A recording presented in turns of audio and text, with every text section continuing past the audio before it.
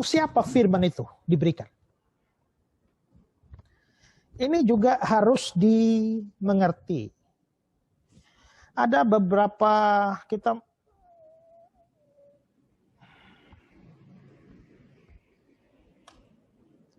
ada orang Kristen berkata bahwa semua janji Tuhan ya dan amin untuk dirinya sendiri. Pokoknya apapun yang dicatat dalam Alkitab itu ya dan amin bagi saya. Ya, kelihatan hebat, beriman, tapi sebenarnya ini salah. Kenapa saudara? Karena tidak semua perintah maupun janji Tuhan itu berlaku untuk setiap orang. Nah, sekarang kita akan melihat contoh ini. Ada bagian-bagian yang memang ditujukan untuk semua orang. Misalnya 10 hukum. Itu kan siapapun, mau agama apapun, tetap 10 hukum itu diberikan kepada setiap manusia. Melanggar itu tetap dosa. Atau ayat terkenal Yohanes 3:16. Karena begitu besar kasih Allah akan dunia ini, sehingga dia mengaruniakan anaknya supaya setiap orang mau percaya tidak binasa, melainkan beroleh hidup yang kekal. Ini memang ayat untuk semua orang. Tapi kita juga harus ingat bahwa ada bagian-bagian yang ditujukan untuk bangsa Israel pada saat itu saja. Atau pada zaman PL saja. Nah itu yang tadi Pak Yosua singgung soal minyak-minyak lah itu ya. Ada bagian-bagian yang memang hanya untuk Israel saja. Dan itu bukan cuma Israel terus. Israel zaman dulu saja. Tidak dimaksudkan untuk Israel sepanjang masa. Misalnya, perintah untuk menumpas habis suatu bangsa, suatu holy war. Ini kan tidak mungkin ada sampai sekarang. Tapi diberikan kepada orang Israel. Ulangan 7. Apabila Tuhan Allah mau membawa engkau dalam negeri kemana engkau masuk untuk mendudukinya. Dia telah menghalau banyak bangsa dari depanmu, orang Het dan seterusnya. Ayat 2. Dan Tuhan Allahmu telah menyerahkan mereka padamu. Sehingga engkau memukul mereka kalah. Maka haruslah kamu menumpas mereka sama sekali. Jangan engkau mengadakan perjanjian dengan mereka. Jangan engkau mengasihani mereka. Nah, ayat seperti ini itu hanya diberikan pada orang Israel zaman dulu. Karena pada waktu itu Israel sering dipakai sebagai algojonya Allah untuk menyatakan keadilan dan hukuman Allah bagi bangsa-bangsa lain. Nanti sama juga ketika Israel yang berdosa, Tuhan pakai bangsa lain juga untuk menghukum Israel. Nah, ayat-ayat seperti ini kan tidak berlaku bagi Israel sekarang. Apalagi bagi kita sekarang ini. Maka kita harus melihat bahwa ayat ini ya hanya untuk Israel zaman dulu. Karena itu kalau ada orang pakai ayat ini untuk dasar menjadi perang sekarang, itu menjadi salah. Bagian seperti Keluaran 23 ayat 20-33, Imamat 26, berkat dan kutuk yang sifatnya jasmania. Ya. Itu untuk Israel. Perintah untuk dirikan kemah suci. Memang pada zaman perjanjian lama ada perintah. Tapi kalau zaman PB orang Yahudi mendirikan kemah suci lagi atau bait Allah justru dosa. Ya. Apalagi kita lihat bahwa di zaman perjanjian baru kan tirai bait Allah sudah disobek. Kalau tirai bait Allah sudah disobek itu artinya pembatas antara ruang suci dan ruang maha suci itu sudah ditiadakan. Dan itu berarti Tuhan tidak menghendaki lagi bait Allah seperti itu. Kalau sampai hari ini orang masih dirikan bait Allah, ya berarti malah menjadi dosa. Itu sama seperti PL, korban berdosa dan korban kambing domba itu bagus. Tapi kalau sudah masuk zaman PB, begitu dikorbankan dombanya untuk penebusan dosa malah jadi dosa. Karena Kristus sudah datang. Ya, makanya ini kalau Israel mau bikin bait Allah 3, lalu ada orang Kristen yang mendukung, nah itu orang Kristen tidak ngerti itu. Ya. Bahkan saya dengar ada orang-orang Kristen yang ngumpulin duit katanya untuk dikirim ke Israel untuk mendukung Israel dalam pembangunan bait Allah 3. Nah itu sudah pasti salah. Ya. Karena perintah membangun bait Allah itu hanya untuk Israel zaman dulu. Perintah untuk sunat dan mengadakan perjamuan Paskah. Sunat dan Paskah mereka ya, zaman perjanjian lama. Perintah untuk mengorbankan binatang waktu berbuat dosa. Itu juga hanya untuk Israel pada perjanjian lama. Jadi waktu kita baca Alkitab, tidak semua ayat-ayat di Alkitab itu disuruh sebagai perintah langsung buat kita. Kita memang akan mempelajari prinsip-prinsip rohani, tapi isi perintahnya itu tidak berarti harus ditujukan pada kita. Jadi hati-hati dengan ayat-ayat yang memang hanya ditujukan pada Israel. Zaman dulu. Ketiga, ada bagian-bagian yang ditujukan untuk orang Kristen atau orang percaya saja. Ini tidak ditujukan kepada orang atau semua orang. Ya. Misalnya, kita tahu sekarang bahwa Allah turut bekerja dalam segala sesuatu untuk mendatangkan kebaikan bagi mereka yang mengasihi Dia, yaitu bagi mereka yang terpanggil sesuai rencana Allah. Nah, ini kan bagus. Suka duka dipakainya untuk kebaikanku. Nah, lagu bagus. Ayat ini juga bagus. Tapi ingat, ini Allah turut bekerja dalam segala sesuatu mendatangkan kebaikan. Jadi kita bisa mengalami musibah, tapi musibah itu bisa datangkan kebaikan. Yusuf mengalami musibah, masuk lubang sumur, difitnah istri Potifar, masuk penjara, tapi akhirnya kan mendatangkan kebaikan. Allah turut bekerja dalam segala sesuatu mendatangkan kebaikan. Tapi ingat, ada kalimat selanjutnya, bagi mereka yang terpanggil sesuai rencana Allah. Itu berarti bagi orang percaya saja. Karena itu saudara, jangan gunakan ayat ini untuk orang menghibur orang yang tidak percaya. Orang agama lain misalnya. Kalau saudara punya sahabat orang agama lain. Terus dia mengalami masalah. Saudara pakai ayat ini untuk menghibur dia. Salah. Karena ayat ini belum berlaku bagi dia sampai dia percaya Yesus. Baru ayat ini berlaku bagi dia. Berarti ayat ini hanya khusus untuk orang percaya. Kalau hibur sahabat, saudara seiman yang lagi susah, lagi banyak masalah, lagi punya problem, pakai ayat ini cocok. Tapi jangan pakai untuk orang tidak percaya. Ini juga. Pencobaan-pencobaan yang kamu alami ialah pencobaan biasa. Yang tidak melebihi kekuatan manusia. Sebab Allah setia. Dan karena itu dia tidak akan membiarkan kamu dicobai melampaui kekuatan. Pada waktu kamu dicobai, dia akan memberikan padamu jalan keluar sehingga kamu dapat menanggungnya. Ini ayat khusus orang percaya. Dilihat dari konteksnya, ini khusus orang percaya. Karena itu ayat ini tidak berlaku bagi semua orang, semua manusia. Agama apa saja pasti ayat ini berlaku. Tidak. Ya. Itulah sebabnya menurut ayat ini, pencobaan tidak akan melebihi kekuatan kita. Pasti dikasih kekuatan bisa menanggung. Kalau sampai ada orang yang tak bisa menanggung karena merasa bahwa pencobaan melebihi kekuatan dia sampai akhirnya dia bunuh diri. Menurut saya orang yang bunuh diri itu ayat ini tidak berlaku bagi dia. Karena ayat ini tidak berlaku bagi dia artinya dia bukan orang percaya. Jadi kalau seorang sampai bunuh diri dan berhasil mati, itu membuktikan dia bukan orang percaya.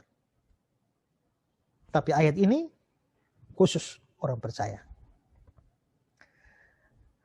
Ini penting ya, supaya jangan hibur-hibur orang pakai ayat Alkitab, tapi ternyata tidak relevan untuk orang non-Kristen atau orang tidak percaya. Juga, aku ini mengetahui rancangan-rancangan apa yang ada padaku mengenai kamu. Demikian firman. Itu rancangan damai sejahtera, bukan rancangan kecelakaan. Untuk memberi padamu hari depan yang penuh harapan. Konteksnya akan terlihat bahwa itu adalah orang percaya. Ini persis seperti Roma 8 ayat 28 tadi. Lagi-lagi, karena ini untuk orang percaya, jangan pakai ayat ini. Untuk orang tidak percaya. Karena apa? Di sini dibilang Tuhan merancangkan bukan rancangan kecelakaan. Kalau untuk orang tidak percaya, ya, ayat ini tidak berlaku. Bahkan bisa jadi seperti ini. Sebab aku telah menentang kota ini untuk mendatangkan kecelakaan, bukan untuk mendatangkan keberuntungan. Demikian firman Tuhan. Jadi artinya untuk orang tidak percaya, Tuhan bisa jadi mendatangkan kecelakaan. bukan keuntungan. Kalau untuk orang percaya, ya rancanganku, ya itu bukan rancangan kecelakaan. Jadi harus ngerti. Itu bagian-bagian yang hanya untuk orang Kristen.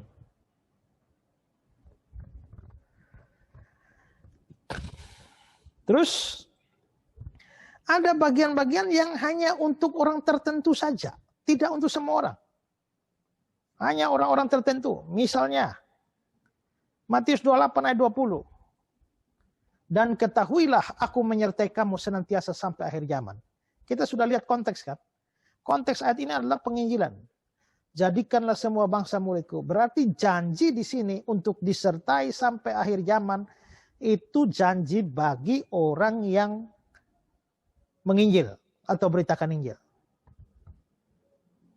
Janji itu khusus bagi orang yang beritakan Injil.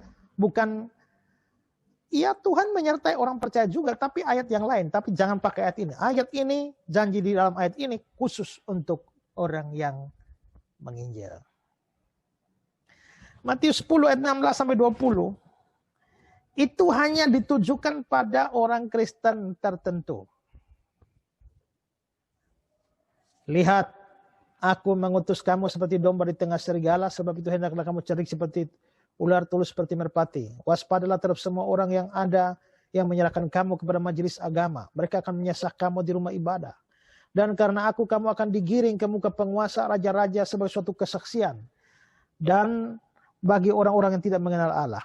Apabila mereka menyerahkan kamu, jangan khawatir akan bagaimana, akan apa yang harus kamu katakan. Karena semua itu akan dikaruniakan padamu saat itu juga. Karena bukan kamu yang berkata-kata, melainkan roh Bapamu, dia yang akan berkata-kata dalam kamu. Nah, maksud saya ini, ada ayat yang ke-19 ini. Jangan khawatir bagaimana kamu harus katakan. Semua dikaruniakan padamu saat itu juga. Itu janji memang. Tapi janji itu adalah janji yang ditujukan pada orang Kristen yang dihadapkan pada para penguasa. Bagian itu tidak boleh dianggap berlaku untuk semua orang, termasuk semua pengkhotbah yang berkhotbah dalam kebaktian biasa. Karena ayat ini bilang akan dikaruniakan pada saat itu juga, jadi nggak perlu siap khotbah. Nanti naik mimbar, Tuhan kasih apa yang harus dibicarakan. Nah, akhirnya orang menjadi tidak mau siap khotbah. Maunya ya sudah nanti Tuhan bicara. Padahal dilihat dari konteks salah, dilihat dari prinsip ini juga. Bahwa ayat itu diberikan untuk orang-orang tertentu saja, sudah salah.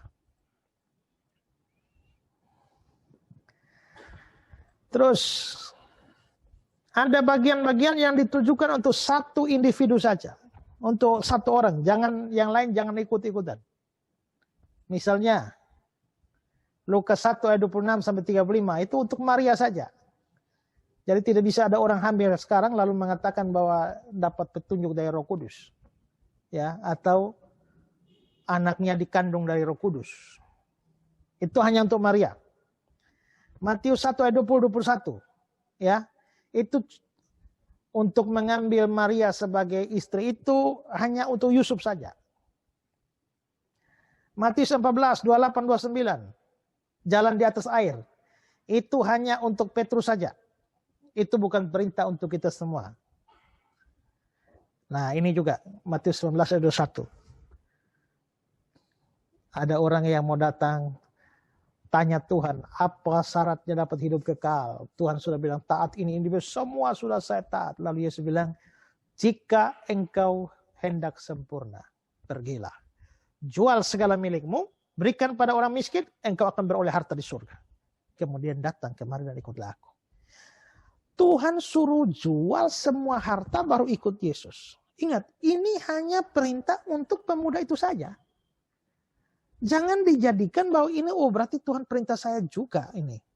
Maka semua orang Kristen mau ikut Kristus harus jual harta semua. Tidak. Pasti Tuhan tahu bahwa si kaya, si pemuda kaya terlalu cinta duitnya.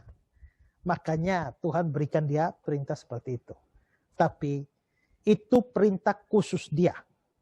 Jangan kita jadikan itu perintah untuk orang Kristen lain sehingga menjadi syarat mau ikut Tuhan harus jual harta. Itu menjadi salah. Ya.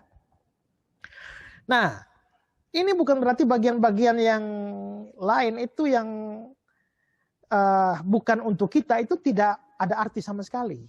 Bukan. Karena apa? Karena kita bisa menarik pelajaran berharga sama seperti yang deskriptif tadi. Deskriptif itu hanya menggambarkan bukan rumus, bukan hukum, bukan norma, tapi kita tetap bisa menarik pelajaran rohani. Sama juga di sini. Ya. Misalnya Matius 14, 28, 29. Memang tidak berarti bahwa kita boleh coba jalan di atas air. Tapi bagian itu mengajar kita tetap percaya, tetap memandang pada Yesus dalam setiap keadaan. Matius 19, 21, suruh jual harta. Memang tidak berarti bahwa kita harus jual seluruh harta kita, membagi-bagi pada orang miskin. Tapi bagian itu mengajarkan kita bahwa kita harus mengasihi Kristus lebih daripada harta kita. Ya. Nah, itu kita bisa mengambil prinsip-prinsip seperti itu. Ya. Nah, ini juga menarik. Ada bagian-bagian yang hanya ditujukan untuk orang tertentu pada satu saat saja. Jadi untuk orang tertentu tapi bukan selalu. Untuk orang tertentu tapi pada suatu saat saja. Misalnya, ya, ke-12 murid itu diutus Yesus untuk berpesan pada mereka, jangan kamu menyimpang ke jalan bangsa lain atau masuk ke dalam kota orang Samaria. Melainkan pergilah pada domba-domba yang hilang dari umat Israel. Pergi dan beritakanlah kerajaan surga sudah dekat. Sembuhkan orang sakit. Bangkitkan orang mati. Tahirkan orang kusta. Usir setan-setan. Kamu telah memperoleh dengan cuma-cuma, berikan pula dengan cuma-cuma. Jangan kamu membawa emas atau perak atau tembaga dalam ikat pinggangmu. Jangan kamu membawa bekal dalam perjalanan. Jangan membawa baju 2 helai, kasut atau tongkat. Sebab seorang pekerja patut mendapat upah. Dilihat dari perintah ini perintah agak aneh ini ya. Tidak boleh bawa bekal. Apakah kita kalau pelayanan bawa bekal salah? Kita mesti ingat bahwa ayat ini diberikan kepada para rasul untuk kali itu saja. Tidak setiap saat mereka mau pelayanan harus seperti ini. Dari mana atau dasar apa kita mengatakan demikian ya? Karena ya, apa alasan mengatakan bahwa kata-kata ini hanya berlaku para murid saat itu saja? Alasannya adalah pada saat itu mereka hanya boleh beritakan Injil pada orang Israel atau orang Yahudi. Tidak boleh kepada bangsa lain. Ini jelas bahwa itu perintah tertentu. Belakangan kan ada Matius 28 ayat 19, pergi jadikan semua bangsa muridku. Berarti yang tadi itu hanya kasus itu saja. Kedua, tadi kan dilarang bawa bekal. Tapi di Lukas 22 ayat 36, sekarang ini siapa yang mempunyai pundi-pundi hendaklah dia membawanya. Demikian juga yang mempunyai bekal. Suruh bawa. Tadi jangan bawa bekal. Sekarang suruh bawa bekal. Berarti kita bisa lihat bahwa yang di Matius tadi itu yang tidak bawa bekal, itu sudah dianulir oleh yang ini, yang bagian ini. Sehingga memang kita harus menyimpulkan bahwa yang ayat yang tadi itu memang yang ini hanya untuk satu kasus itu. Bukan menjadi dasar untuk kasus yang lain.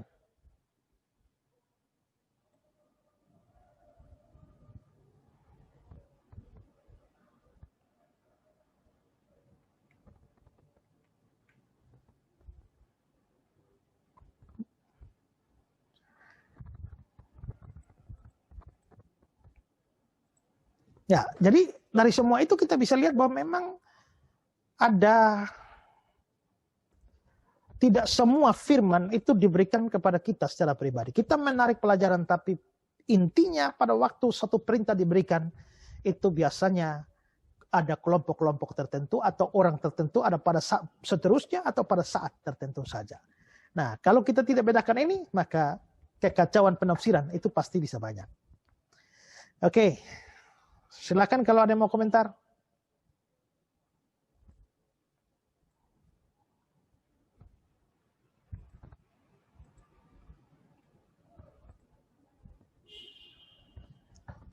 Atau mau bertanya silakan.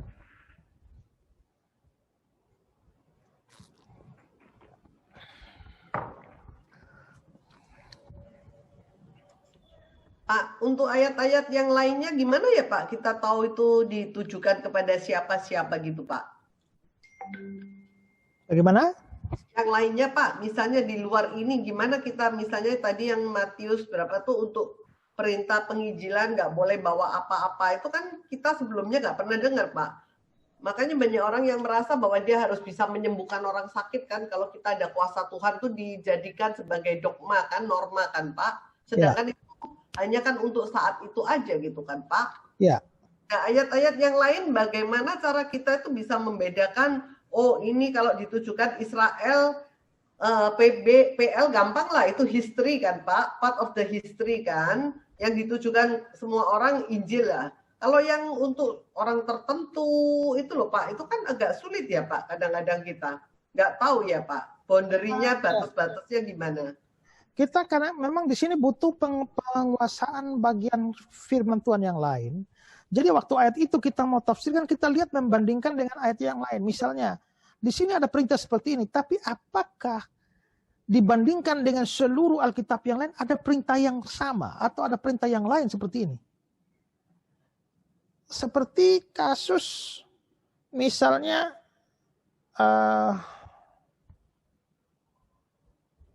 kalau kasus seperti deskriptif tadi atau dalam hal meneladani Yesus ya, yang tadi saya beri contoh, misalnya gini, Yesus memang tidak kawin. Karena itu jangan meneladani Yesus dalam hal tidak kawin. Tidak harus. Tapi Yesus menginjil. Kita harus meneladani Yesus. Nah, tahu dari mana bagian mana yang kita harus teladani, mana yang tidak.